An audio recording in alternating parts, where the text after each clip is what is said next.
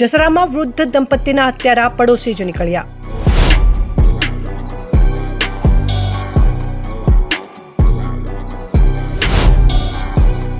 બનાસકાંઠા પોલીસનું સફળ ઓપરેશન।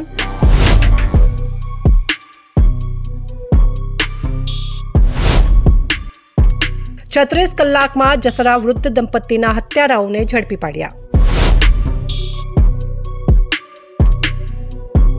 બનાસકાંઠાના લાખણીના જસરા ગામે 2 દિવસ પહેલા એસએમસી પીઆઈના માતા પિતાની ઘાતકી હત્યા કરી લૂંટ કરાઈ હતી, જેને લઈને હડકંપ મચી ગયો હતો। જો કે વૃદ્ધ દંપતીની હત્યાને લઈને બનાસકાંઠા પોલીસે અલગ અલગ 8 જેટલી ટીમો બનાવીને ગણતરીના કલાકોમાં જ દંપતીની હત્યા કરનારા 4 આરોપીઓની અટકાયત કરી પૂછપરછ કરતા અંધશ્રદ્ધા અને કાળા જાદુને લઈને દંપતીની હત્યા અને લૂંટ કરાઈ હોવાનું સામે આવ્યું છે। લાખણી તાલુકાના જસરા ગામમાં એસએમસી પીઆઈ એવી પટેલના માતા પિતાની અત્યંત નિર્દયતાપૂર્વક હત્યા કરવામાં આવી હતી। હત્યારા પડોશી પિતા પુત્રે કાળા જાદુથી લૂંટ કરેલા દાગીનાથી વધુ ધન મળશે એવી અંધશ્રદ્ધા રાખી દંપતીના મોઢા ચીરી પગ કાપી રૂપિયા 2.50 લાખના દાગીનાની લૂંટ ચલાવી હોવાનો સનસનીખેજ ખુલાસો થયો છે। પોલીસે આ ગુનામાં પિતા પુત્ર ઉપરાંત અન્ય 2 મળી 4 જણાને દબોચી લીધા છે।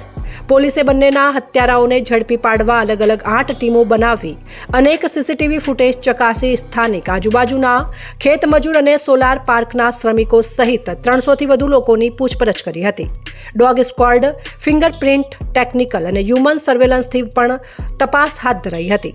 તે દરમિયાન તપાસમાં ખુલ્યું કે મૃતક દંપતીના પડોશી મુખ્ય હત્યારા સુરેશભાઈ શ્યામળાભાઈ પટેલ અને તેમના પિતા શ્યામળાભાઈ રૂપાભાઈ પટેલે પૈસાની તંગીથી કાયમી છુટકારો મેળવવા કાળા જાદુનો સહારો લીધો હતો અને સુરેશ પટેલના મામા ઉમાભાઈ ચેલાજી પટેલ અને દિલીપજી મફાજી ઠાકોર ઉર્ફે ભુવાજી સાથે મળીને હત્યા અને લૂંટનો કાવતરું રચ્યું હતું અને દંપતીની હત્યા કરતી વખતે તેમની મરણ ચીસો સંભળાય નહીં તે માટે કાવતરામાં સામેલ રામપુરાનો ઉમાભાઈએ ખેતરમાં ટ્રેક્ટર ચાલુ રાખ્યું હતું, જે દરમિયાન સુરેશ, તેનો પિતા શ્યામળ અને દિલીપ ઠાકોરે વૃદ્ધ દંપતીની ઠંડા કાળજે હત્યા કરી હતી।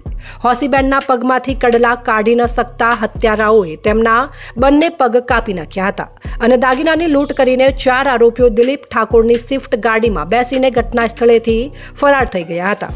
જસરા ગામના વૃદ્ધ દંપતીની હત્યા બાદ પડોશી હત્યારા પિતા પુત્ર ગામમાં જ રહીને 2 દિવસથી નાટક કરતા હતા।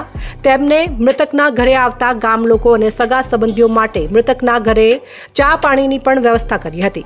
15 દિવસ પૂર્વે જ વૃદ્ધ દંપતીના દીકરાના લગ્ન થયા હતા, જેથી આરોપીઓને હતું કે દીકરો પોલીસમાં છે, ઘરમાં લગ્ન થયા છે, જેથી દર દાગીના પણ પડ્યા હશે તેવી આશંકાએ 10 થી 15 દિવસ પૂર્વે જ લૂંટનો પ્લાન ઘડી દેવાયો હતો અને સમય મળતા જ આરોપીઓએ દંપતીની ઘાતકી હત્યા કરીને લૂંટના દાગીનાથી કાળા જાદુ કરવાનો પ્લાન ઘડ્યો હતો। 2 દિવસ પૂર્વે લાખણી તાલુકા કે જે અમારું આગથળા પોલીસ સ્ટેશન ખાતે લાગે છે, ત્યાં સવારના સમયે અમને જાણ થાય છે કે એક વૃદ્ધ દંપતીની હત્યા જે છે એ અજાણ્યા માણસોએ કરી છે અને ખાસ કરીને જ્યારે અમને લોકોને ખ્યાલ પડે છે કે આ હત્યામાં જે વૃદ્ધ દંપતીની હત્યા થઈ છે તે અમારા એસએમસીના પીઆઈના જ મધર ફાધર હતા।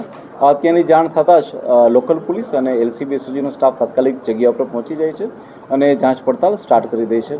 આ સિવાય આ ઘટનાની જાણ થતાં જ આઈજીપી સાહેબ તરફથી ડીજીપી સાહેબ તરફથી બી અલગ અલગ સૂચનાઓ અને કન્ટિન્યુઅસ માર્ગદર્શન આપવામાં આવે છે। હું આપ લોકોને જણાવવા માંગીશ કે પોલીસે માત્ર 36 કલાકની અંદર જ આ જે હત્યાનો ભેદ હતો એને પોલીસે ઉકેલી નાખ્યો છે। આ હત્યાની જ્યારે પોલીસને જાણ થાય છે એ વખતે જ અમે લોકો આની ગંભીરતાને લઈ અને અલગ અલગ 112 પોલીસની કુલ 8 જેટલી ટીમો બનાવવામાં આવેલી હતી। આ જે કેસ હતો એ અમારા બનાસકાંઠા પોલીસ માટે એક સૌથી મોટી એક ચેલેન્જ સમાન કેસ હતો કે જેની અંદર જે છે એ ટેકનિકલ ડિટેલ્સ એટલી બધી હતી નહીં, ટેકનિકલ મદદ મળી ન રહી હતી, છતાં પણ પોલીસે ઘણી બધી આ 8 ટીમોની મદદથી પોલીસે માત્ર 36 કલાકમાં હત્યાનો ભેદ ઉકેલ્યો છે। જો આપણે ટીમની વાત કરવામાં આવે તો અલગ અલગ ટીમોની જે રચના થઈ હતી તેમાં અનેક ટીમોને બનાસકાંઠા પોલીસ દ્વારા મધ્યપ્રદેશ અને રાજસ્થાનની એવી ગેંગ કે જે આ રીતના વૃદ્ધ દંપતીઓના કે બીજા વ્યક્તિના હાથને પગ કાપીને હત્યા કરીને લૂંટ ચલાવતી હોય છે, આવી તમામ ગેંગોની ઉપર નજર રાખવા માટે અને તે લોકો આમાં સામેલ છે કે નહીં તે માટે મોકલવામાં આવ્યા। કેટલીક જે પોલીસની જે ટીમ હતી તે લોકોને દાહોદ અને ગોધરા સાઈડ પણ મોકલવામાં આવ્યા, જેથી કરીને ત્યાંની પણ એમઓ ભેગી આવે। આ સિવાય એ જે ગામ છે તેની આસપાસમાં 7 જેટલી ટીમો જે છે એ એવી રીતના વર્ક કરી રહી હતી કે જે લોકો ફોટોવોલ્ટિક સેલના સોલાર સેલ છે તેના માટેના 187 મજૂરો આવેલા હતા આવા 187 મજૂરોનું ઇન્ટ્રોગેશન કરવામાં આવ્યું. કુલ થઈને આ 112 પોલીસ દ્વારા 36 કલાકની અંદર 350થી વધારે લોકોનું ઇન્ટ્રોગેશન કરવામાં આવ્યું. સાયબરની ટીમ દ્વારા કન્ટિન્યુઅસ ત્યાં ટાવર ડમ્પ અને ટેકનિકલ એનાલિસિસ કરવામાં આવ્યું. એક ટીમ દ્વારા કન્ટિન્યુઅસ જે છે તેને સીસીટીવીના નિગરાની ઉપર રાખવામાં આવી. પોલીસે કોઈપણ જાતના ટેકનિકલની મદદ ના હોવા છતાં આ જે લોકો છે એ નજદીકના જ લોકો હોય તેવું અનુમાન કરી ડોગ સ્ક્વોડની મદદથી જે છે એ 4 આરોપીને હાલમાં હસ્તગત કરેલા છે. જે 4 આરોપી છે તેમના નામ જે છે એ કન્ટિન્યુઅસ આ રીતના છે. જે આરોપીના નામ છે તે અનુક્રમે સુરેશભાઈ સામળભાઈ પટેલ, ઉમાભાઈ ચેલાજી પટેલ તથા દિલીપજી મફાજી ઠાકોર. આ 4 જે આરોપી છે તેમને પોલીસ દ્વારા હસ્તગત કરી લેવામાં આવ્યો છે. અને આમનો જે મુખ્ય મોટિવ જે સામે આવેલો છે તે આ પ્રકારે છે કે જે મુખ્ય સૂત્રધાર છે સુરેશ, તે બ્લેક મેજિકના જાણકાર છે. અને બ્લેક મેજિકના જાણકાર હોવાથી તેમનામાં એવી અંધશ્રદ્ધા છે કે જો કોઈ પણ આવા વ્યક્તિના દાગીના જો એમને મારીને લઈ આવવામાં આવે તો તેના મદદથી ઓર વધારે ધન પ્રાપ્ત થઈ શકે છે. આ બ્લેક માન્યતાને તે પોતાના શિરે રાખી અને આ ઘટનાને અંજામ આપે છે. સાથે સાથે પોતાની સાથે પોતાના પિતાને અને પોતાના મામાને સાથ કરે છે. અને રાત્રિના સમયમાં કોઈને અવાજ ના આવે તેટલા માટે થઈને એક ટ્રેક્ટર પણ ચાલુ રાખે છે. ટ્રેક્ટરના અવાજની અંદર જે થઈ અને 3 લોકો ત્યાં જઈ અને મર્ડર કરે છે. આ સિવાય સુરેશના જે મુખ્ય ગુરુ છે ભુવા, એની પણ એ લોકો મદદ લે છે. તેના ઘરે જઈ અને ત્યાં પણ એ લોકો વિધિ કરે છે. અને ત્યારબાદ જે છે એ પોતાના તમામ ઘરેણાને જે છે એ બીજા એક વ્યક્તિને આપી દે છે. આ પ્રકારની વસ્તુની જાણ થતાં જ અમારી એસઓજીની ટીમ દ્વારા તે લોકોને હસ્તગત કરવામાં આવે છે અને ઇન્ટ્રોગેશનમાં તે લોકોને પકડી પાડવામાં આવે છે. તાંત્રિક વિધિ માટેની કોઈ જે વાત હતી, તાંત્રિક વિધિ માટે હત્યાઓ કરવામાં આવી છે?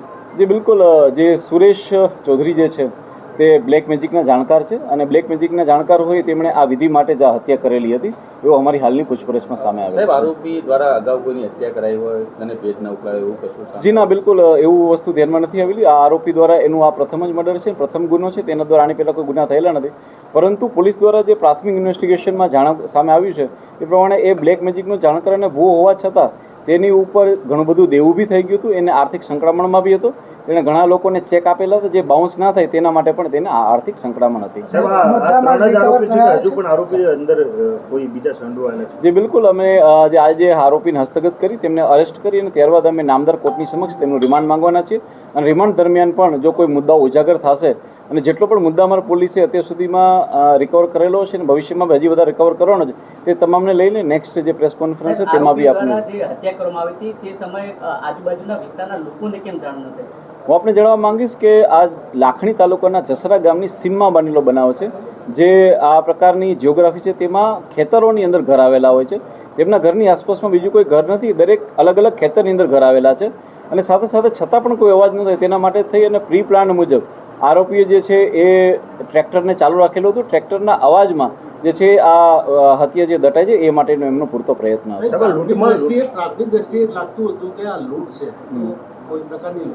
જો હું આપને જણાવું કે આ લૂંટ તો છે જ કે જેમાં એ લોકોએ દંપતીની હત્યા કરી અને તેમના ઘરેણાં લીધા છે. તે લોકોએ જે તિજોરી તોડવાનો બી પ્રયત્ન કર્યો અને તિજોરીમાંથી પણ હાથમાં પહેરવાના કડલા જે છે એ લોકોએ તેની પણ ચોરી કરેલી છે અને લૂંટ કરેલી છે. પરંતુ સાથે સાથે આ બનાવ જે છે એ બ્લેક મેજિકને લગતો બી છે કે જેમાં બ્લેક મેજિક માટે એ લોકોએ આ કરેલું છે અને બ્લેક મેજિકની મદદથી ઓર વધારે એ લોકો પૈસા કમાઈ શકે એ પ્રકારનું એમનું મોટિવ હતો. ખાસ કરીને આ દંપતીને કેમ ટાર્ગેટ બનાય? અન્ય લોકો પાસે પણ દાગીના હોય છે. આ જે જો તમે ઘર જોવા જાઓ તો જે આરોપીઓ છે એમની નજદીકમાં જો કોઈ સૌથી નજદીકનું ઘર હોય તો એ આ ઘર હતું. અને બીજું કે આ દંપતી જે છે એ એકલા રહેતા હતા અને તેમની જે દીકરી હતી તેના લગ્ન જે છે જસ્ટ 15 દિવસ પહેલાં થયા હતા. એટલે આ લોકોની તરફથી એક એવી હતી માન્યતા કે કદાચ એમના ઘરમાં અને એમની પાસેથી ઓર વધારે સોનું કે ચાંદી મળી શકે છે. એક સવાલ લઈએ. એ લોકોએ પહેલાં ક્લેમ કરેલો હતો કે એમને અણબનાવ હતો, પરંતુ પોલીસ દ્વારા જે ડીપ ઇન્ટ્રોગેશન થયું છે તેની અંદર એમને વચ્ચે કોઈ અણબનાવ હતો ભૂતકાળમાં બી એવું સામે આવેલું નથી. હાલમાં પોલીસ દ્વારા જે છે એ એમની પૂછપરછના અંતે પોલીસ દ્વારા જે છે એ સંપૂર્ણપણે મુદ્દામાલને રિકવર કરવા દેવામાં આવશે. સાહેબ, સામાજિક મુદ્દાને લઈને કોઈ જાણવા મળ્યું છે કે સામાજિક મુદ્દાઓને લઈને પણ કોઈ હત્યાનો પોલીસ દ્વારા દરેક પહેલું ઉપર ઊંડાણપૂર્વકની તપાસ થઈ છે અને હાલમાં તેની અંદર કોઈ સામાજિક પહેલું હોય એવી કોઈ પણ વસ્તુ સામે આવેલી નથી.